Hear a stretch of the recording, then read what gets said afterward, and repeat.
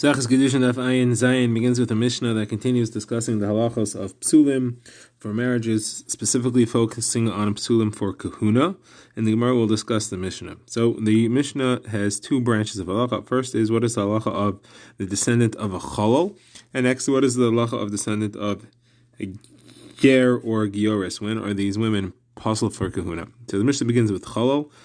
It does not bring a machokas about chalal. It says that the halacha is that the daughter of a male chalal is possible for kahuna, while the daughter of a female chalala is not possible for kahuna. And the Gemara says this continues no matter how many generations of chalal you have. That is, if you have a chalal, all his sons are chalalim, and any of them that has a daughter, that daughter is possible for kahuna. However, a woman who is a chalala, her daughter is kosher, and therefore it doesn't continue past that at all. Now, the Mishnah first gives us the rule, and then it gives us a specific example. A Yisrael who married a chalala, his daughter is kosher for kahuna, but a chalal who married a bas Yisrael, his daughter is pasul for kahuna. And the Gemara asks, why do you have to repeat this halacha? Now we talk about the halacha of the daughter of a ger or gioris. So Rabbi Huda says it's the same as a chalal. The daughter of a ger, a male ger, is possible for a kahuna, while he doesn't say it, but the implication is that the daughter of a female gioris, who, as long as her father is a regular Yisrael, is kosher to kahuna. Now, Rabbi Eliezer ben Yaakov says both of those are kosher to kahuna. If either parent is a regular Yisrael, the daughter is kosher to kahuna. The only time you have a psul is if both parents are gerim, then the daughter is pasul to kahuna. And he says the same thing applies to a ger and an eved mashucher, even to 10 generations of gerim one after the other, the psulim continue. And he ends off that the psulim continue until she has a mother who is a Yisrael. And Rav Yossi says even if both parents are gerim, the daughter is kosher for kahuna. The daughter of gerim are always kosher for kahuna. We now begin the Gemara, which first of all wants to know, what do we mean when we say that the psul continues through all generations, that chalal after chalal after chalal, any daughter of theirs is a chalala who is pasul to kahuna? Why would I think otherwise? So the Gemara says you may have thought that it's similar to a mitzri and an adaymi, just like those only go for 3 generations. This also stops after 3 generations. Kamashma not. Next, Gemara wants to know, what is the source of the halacha that a woman is only pasul if her father was a chalal, not if her mother was a chalala and her father was a kosher? What's the source of that? So Marcos of Yechon, the name of Shimon. Let's learn that of lo yichalal zari ba'amav, which is a very similar phrase to lo yitami ba'amav. That is the halacha that a kohen cannot become, is usher to become tameh. That's only halacha for male kahanim, not for female kahanim. So therefore the halacha of chalal is also only for male kahanim and not for female kahanim. So the says, 1 second, if you continue with that reasoning, then there should be no such concept as a chalala at all. The daughter of a forbidden kahanic marriage, like a kohen gadol to an almana, should not be pasul at all. Why? There is a rule, chalala there, she is pasul if she is the daughter of an iser kahuna. So it says no, for that it says like chalal zaroi. Zaroi means his seed, any child, even a female child. So even the female child of a forbidden marriage is a chalala who's pasul to kahuna. So next the Gemara asks, so what do I learn from this? That at least the daughter of a son of a forbidden marriage, meaning the daughter of a chalal, should be kosher. How do I know that that is pasul? Why don't we say that there's no such thing as a chalala? So the Gemara says no, because it says zar'i. The word zar'i contains the chalal and his children in one word. That links the two. The chalal himself is linked to his child, just like the chalal himself is pasul for kahuna. His child is also pasul for kahuna. So the Gemara says, well then, what then is, how do you know that if you have the daughter of a chalala, that she's kosher for kahuna? You're linking them. So the Gemara says, you have to have something that's kosher here, otherwise why do I need this hekesh altogether? Why do I need this gzeira shava? So it's got to be to tell me that these are what's usher and not anything else. Okay, next the Gemara asks, why does the Mishnah seem to repeat itself? First it says that the daughter of a chalal zachar is pasul to kahuna. Then it goes on to say each rule, and it says that the daughter of a chalala is kosher, but the daughter of a chalal is pasul, so that's a repeated halacha. So since he said the halacha that the daughter of a chalala is kosher, we also continue by saying that the daughter of a chalal is puzzle, but it's only stylistic. We're not adding anything. Now, the Gemara points out that there's a famous opinion we've seen quoted many times in this Masechta of Rabbi Dustoi ben Yehuda, who argues and says that the only chalal that's descended from chalalim and continues to be puzzle is if both the mother and the father are a chalal. But if either one is not a chalal, then the child is kosher.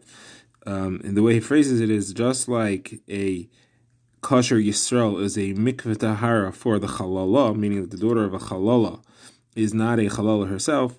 The reverse is true as well, that a benois Yisrael is mikveh tahara for chalalim as well. Now, so therefore he disagrees with our Mishnah, who says that if the father is a chalal and the mother is a chalala, that doesn't purify the lineage and there is a psul chalal. So what's Rabbi Dustoi limud? So he says lo yichal zari ba'amav, that it shouldn't be machal zara in his am. That's singular. That means that it can only be an am echad present in this marriage to create halala, meaning that the mother and the father both have to be halal and both the same. If there's a difference, one's a halal, one's not a halal, that would be amamav. That would be two different types of people in this marriage, and that would and that's not included here.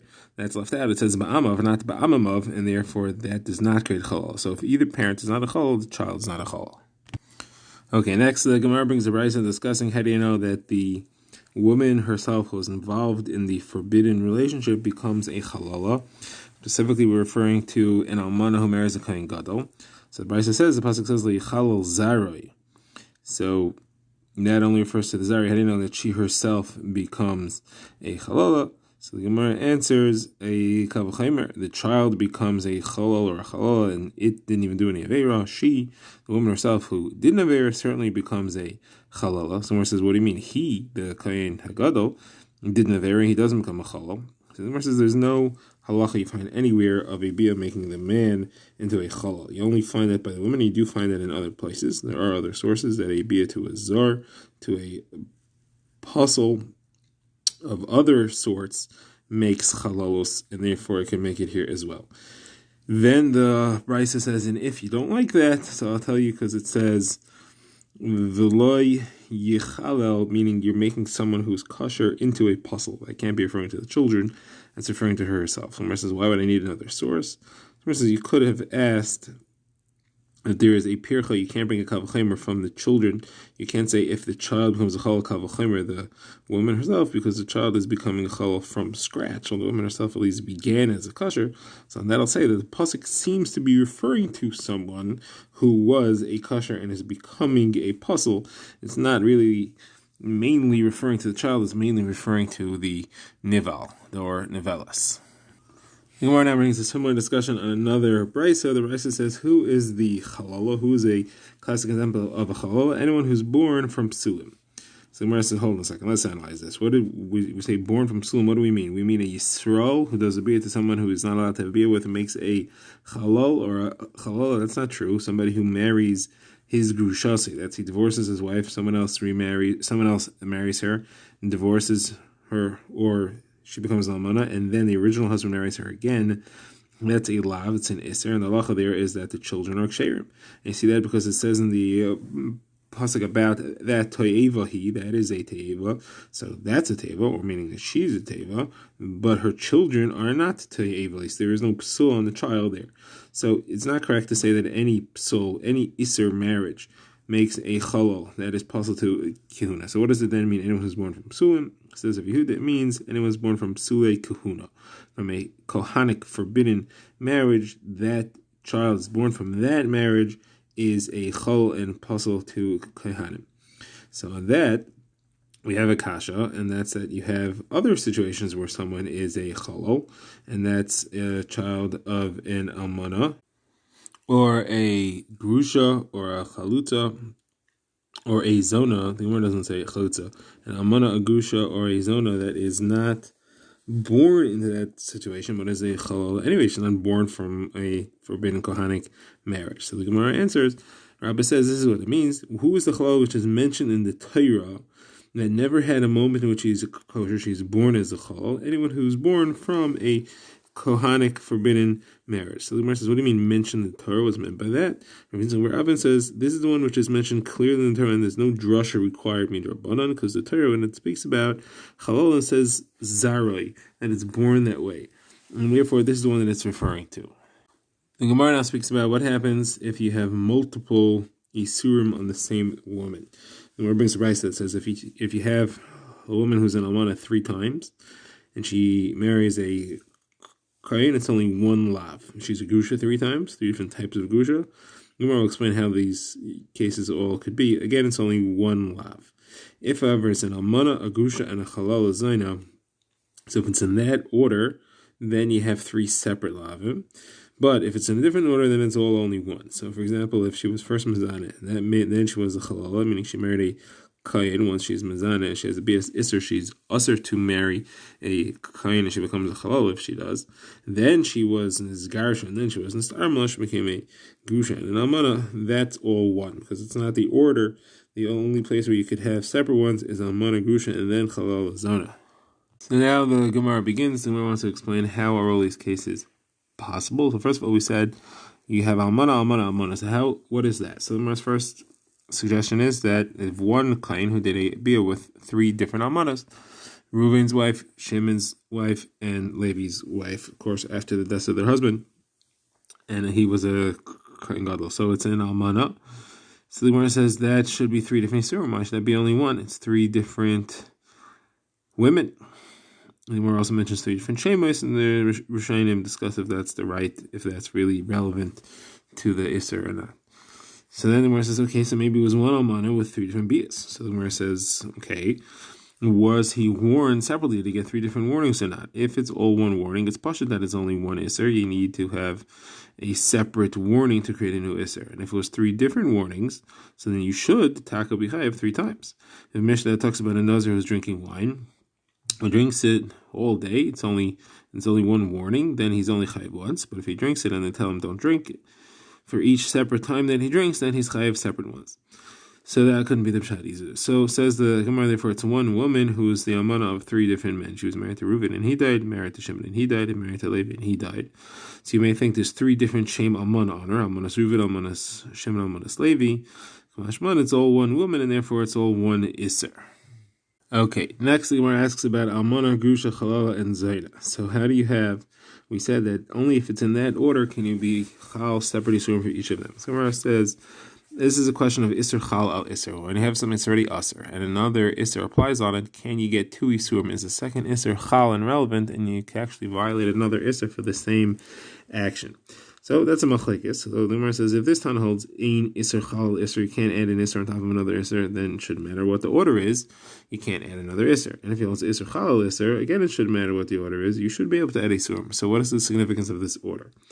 So the Gemara answers he holds ein isser chal isser. You usually can't add an isser on top of another isser unless it's an isser meisif, which means that the second or the later isser adds halachos. It adds things, it expands the restrictions, the other things as well. And therefore, if it's in this order, each one expands on what was there before. So when she's an almana, she's only also to a kain gadol. When she becomes a grusha, she becomes also to a kain headed also.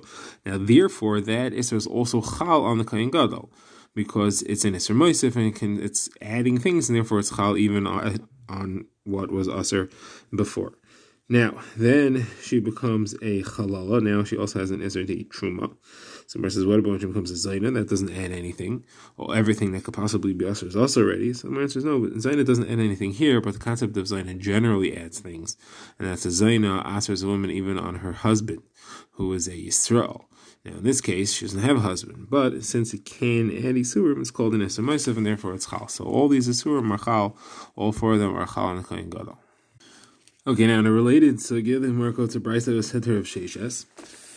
The brayso says that you can only have the isser almana to kain gadol chal on a woman who was mutter, otherwise. So it's phrased as follows: the Torah says that a kain gadol should marry b'sula. It says b'sula me'amav yikach isha. It says yikach, and it says almana gusha chalala zayna lo yikach. So the only time that there's a lo yikach is had she not been in almana gusha chalal zayna, there would have been a yikach, meaning that there's no other isser preventing them. But if it was usher, any woman who was usher for him anyway, the yikach, the lo yikach does not apply, so the Isser Almana doesn't apply. And says the Raisa, this excludes a Kohen Gadol who marries his own sister. Since it was no yikach had she been a psula, there's no Isser if she was an Almana of Almana. Of course, there was an Isser Achaisei, but there's no Isser Almana. So, whereas two versions as to Rav Shesh's response as to whether it fits on the Machlekes Rav Shimon and the Chachamim about Isser Chalal Isser. Rav Shimon holds Ein Isser Chalal Isser, and the Chachamim hold Isser is Chalal Isser. So, first he says, Rav Shimon, that this is Rav Shimon holds Ein Isser Chalal Isser, and that's why the Isser Almana is not Chal on the Isser Achaisei. The Gemara quotes Rabbi Shimon in a brisa. So Rabbi Shimon says if somebody eats nevela on Yom Kippur, he's pater from the Isser Yom Kippur, because nevela was there first, or even if not, it was Avram Menachai before it became nevela. And then Yom Kippur trying to be chal on top of that, it can't be chal, so ain't Isser Chalal Isser, so there's no Isser Yom Kippur here. Now the Rabbanan said, since you do say Isser Chalal Isser, and therefore it's both nevela and Yom Kippur. So this case here, it would be Reb Shimon, because that's why the Isser Almana is not chal on the Isser Achaisei.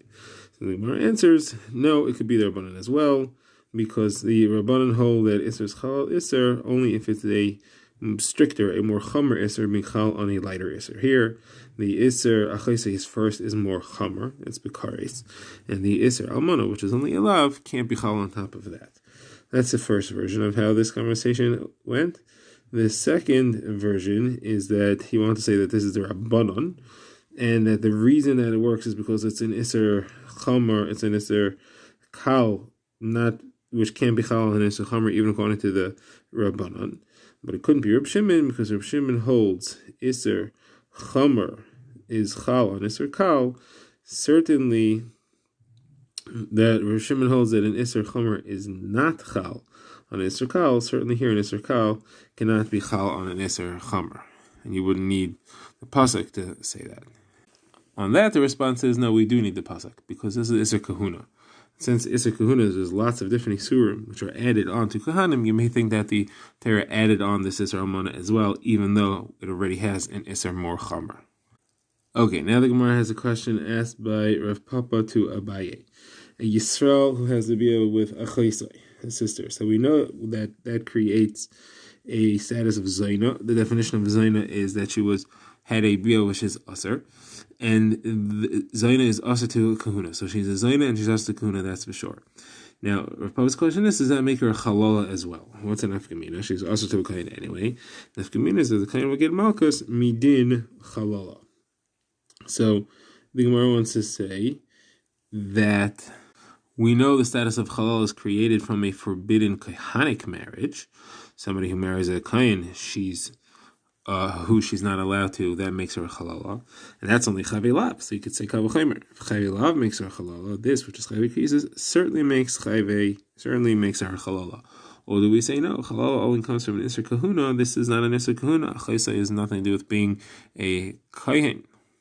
So he answered and said, that's right. The Isser Chalala only applies to an Isser Kahuna. Now, what's the source for that? So Rava gives a drasha. It says, by a Kohen Gadol, it lists Amana Gusha Chalala Zaina. It's Eile Loi Yikach. All four of those. So that has to say Amana. For sure it has to say, because it doesn't apply by a Kohen Hedid. But why does it have to say Gusha, Chalala, and Zaina? So the reason it says Grusha, the Gemara first says, is because to show that Grusha is separated from the other ones. The Grusha applies, even if the other ones apply as well. You get one Issa for Grusha and one Issa for the other ones. And this you see because by Kain Hedid it says that. It says Isha Zaina V'chalala Lo Yikachu, putting those together, and then Isha Grusha and Isha Lo Yikachu separate. So that's a whole separate Isser, and it can apply on top of the other ones.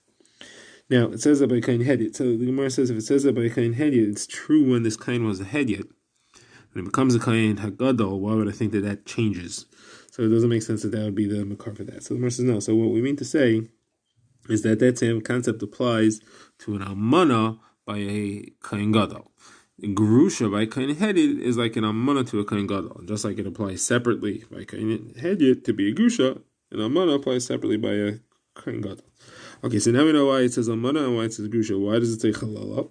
So this is what we're going to focus on for our sugya. So Chalala is to tell me that a halala can only be created by an Isser Kahuna. That's because it's listed separately from Almana and Grusha. You can't just learn it together with everything else. It has to be those apply independently. And halala is a separate thing. And that's why it has to be written before Zaina, because Zaina applies even by Yisrael, but this goes together with Almana Grusha. That's why I'd have to say halala, to put it Almana Grusha halala. And it's different than Zaina, which applies even to a Yisrael, that there's an Isser halala, there's an Isser Zaina even on a Yisrael.